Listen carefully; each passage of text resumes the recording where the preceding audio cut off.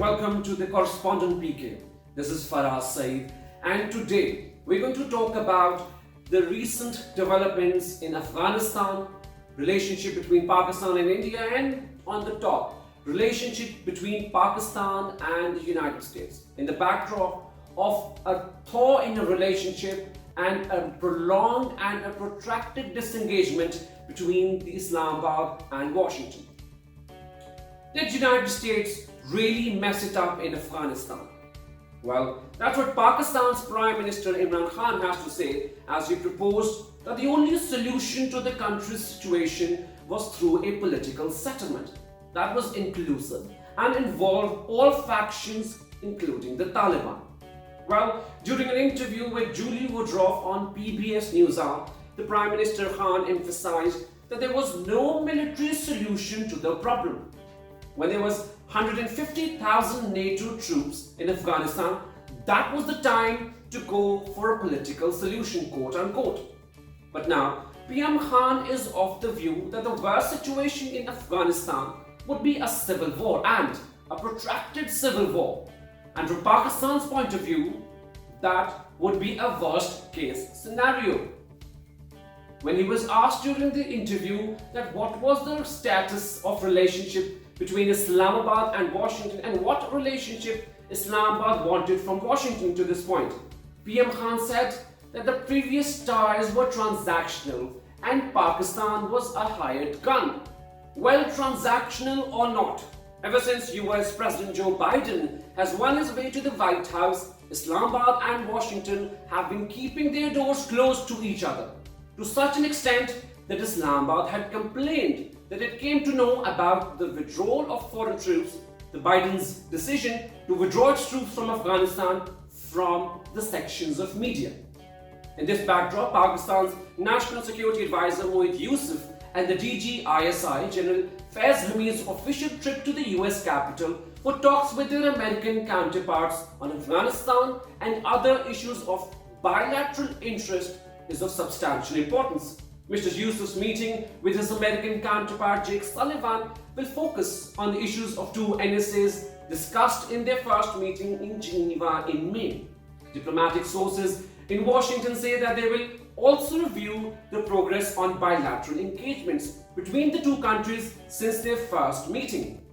Now, to get a sense of what are the developments and what do we expect out of this engagement, let's head to Islamabad, where our special correspondent Anas Malik will brief us about what is the development and what is the mood between the two countries. Thank you, Anas, for joining us.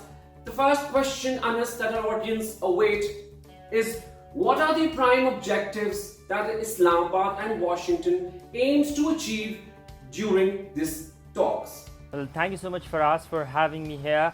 To start off with your first question, that what is the primary objective of Islamabad to have this visit in DC? What is the significance? Well, it's more of a re-engagement on track, because we haven't seen per se high-level engagements happening between the new Biden administration or between the new US administration and the Pakistani dispensation since President Biden has taken over. We've seen that one meeting between NSA Sullivan and NSA Yusuf haven't taken place in Geneva, but by and large there hasn't been any significant engagement between the two countries.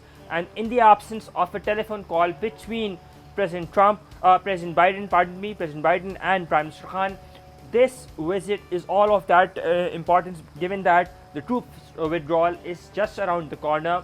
There's 95% withdrawal that has already been done in Afghanistan. So in perspective of that, and with the fact that Secretary Blinken is currently in New Delhi as well, so this is more of a re-engagement. On the US perspective, it might be to do with that regional approach, but this visit would be focused on Afghanistan and the gains of how Afghanistan's peace is associated with Pakistan, and that they would try to dispel this impression that peace in Kabul would have to go through Islamabad. Yes, Faraz. And as you say, this is a re-engagement.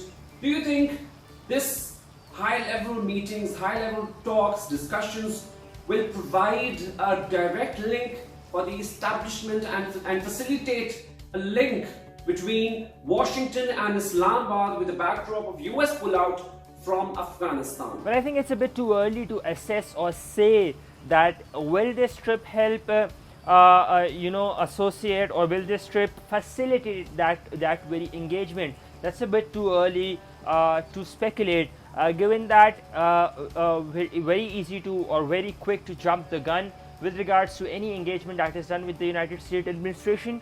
But I think we should rather wait and watch as to what the US policy would be, or US strategy would be, because primarily the US is keeping all of its options open, including that report by the RT news agency, the Russian news agency, which said that Russia has offered US to use its bases as well for Afghanistan's oversight. So it would be interesting as to what is on the table for Pakistan, what are the key takeaways, and what will be the spectrum of the conversation that these two dignitaries would be having.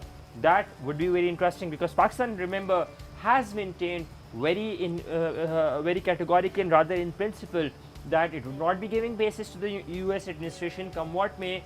A while back the Prime Minister spoke to PBS NewsHour as well, and he said that due to the influx of due to giving these bases, Pakistan has suffered immense terrorism. So therefore it would be a bit too early to speculate the outcome of this visit that is currently ongoing. Yes, Faraz.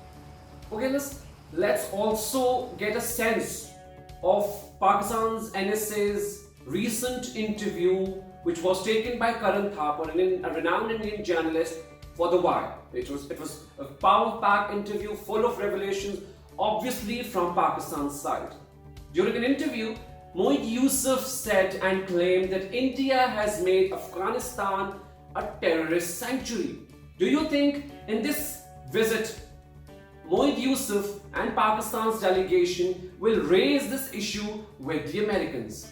Well, yes, Pakistan will be raising this issue of how Afghanistan is being made a terror sanctuary, of quote unquote, by India. But I don't think there would be much takers in Washington aligning or subscribing to the narrative of Islamabad.